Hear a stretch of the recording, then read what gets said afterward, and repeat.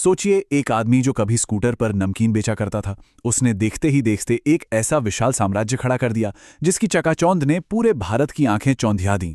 और फिर उतनी ही तेजी से वो साम्राज्य ढह भी गया। ये कहानी है सुब्रत रॉय और सहारा की।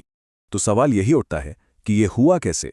एक आदमी स्कूटर पर स्नैक्स बेच रहा है और कुछ ही सालों में अरबों डॉलर का मालिक बन जाता है, जबकि उसके जो बिजनेस दिख रहे हैं उनसे इतनी कमाई हो ही नहीं सकती। आखिर इस पहेली के पीछे का राज क्या था? देखिए, सहारा की अमीरी वो सिर्फ कागजों पे नहीं थी, वो दिखती थी हर तरफ। इतनी ज्यादा कि वो किसी भी बिजनेस लॉजिक के परे लगती थी। ऐसा लगता था जैसे पैसे का कोई पेड़ हो, पर वो पेड़ लगा कहाँ था किसी को नहीं पता था। जरा सोचिए इस स्केल के बारे में। अपनी एयरलाइन, अपनी आईपीएल टीम, यहां तक कि फॉर्मूला 1 रेसिंग टीम में भी हिस्सेदारी। और सबसे बड़ी बात, टीम इंडिया की जर्सी पर सालों तक सहारा का नाम। ये सिर्फ बिजनेस नहीं थे, ये पावर दिखाने का तरीका था। राजनीति हो, बॉलीवुड हो या फिर क्रिकेट, हर जगह सहारा के दोस्त बैठे थे। लेकिन यहीं पर कहानी में एक बहुत बड़ा पेंच था। बाहर से ये सब जितना शानदार दिख रहा था, अंदर से कहानी बिल्कुल अलग थी। उनकी एयरलाइन घाटे में थी, रियल एस्टेट से उतनी कमाई नहीं हो रही थी, मतलब कोई भी बिजनेस इतना पैसा नहीं बना रहा था जिससे ये आलीशान जिंदगी और ये सारे तामझाम चल सकें। यही वो सवाल था जो सालों तक सबको परेशान करता रहा। कहते हैं ना, हर बड़े साम्राज्य का पतन एक छोटी सी दरार से शुरू होता है। सहारा के मामले में वो दरार थी एक गुमनाम चिट्ठी, जिसने इस पूरे चमचमाते मुखौटे को तोड़ना शुरू कर दिया। जी हाँ, बस एक चिट्ठी। 2010 में इंदौर के एक चार्टर्ड अकाउंटेंट रोशनलाल के नाम से ये चिट्ठी नेशनल हाउसिंग बैंक को भेजी गई।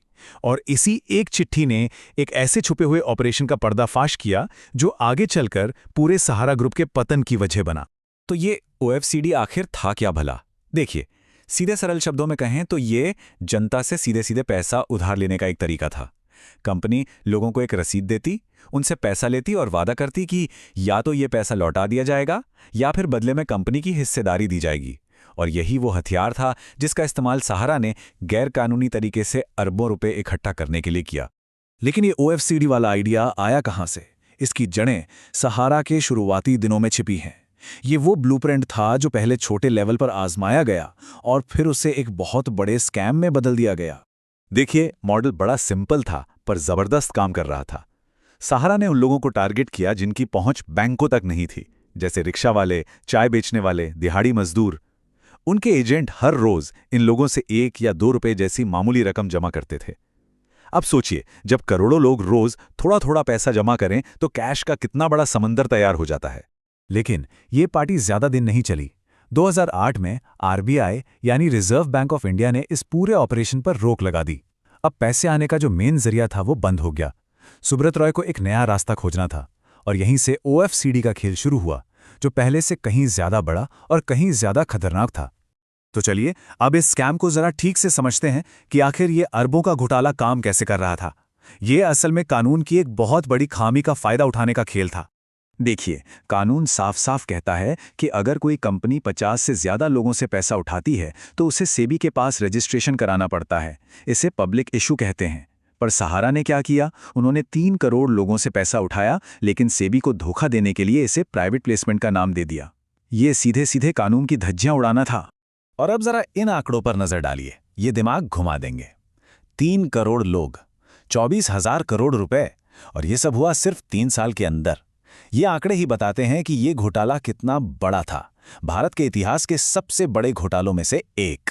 अब जब सेबी ने सवाल पूछने शुरू किए तो जो हुआ वो किसी बॉलीवुड फिल्म से कम नहीं था। सहारा ने जिस तरह जवाब दिया वो सहयोग नहीं बल्कि एक खुली चुनौती थी। सुप्रीम कोर्ट ने सीधा सीधा कहा, हमें सबूत दिखाइए, उन 3 करोड़ निवेशकों के डॉक्यूमेंट्स लाइए जिनसे आपने पैसा लिया है। सहारा का जवाब जांच में मदद करना नहीं था, बल्कि जांच को कागजों के बोझ तले डुबो देना था। 127 ट्रक, जी हां 127 ट्रक। इन ट्रकों में 31,000 बक्से भरे हुए थे और उन बक्सों में थे करोड़ों दस्तावेज। ये ट्रक सीधे सेबी के ऑफिस भेज दिए गए। मकसद साफ था, लो अब ढूंढो सबूत, कागजों के इस पहाड़ के नीचे सब कुछ दबा दो। लेकिन सेबी कहां हार मानने वाली थी।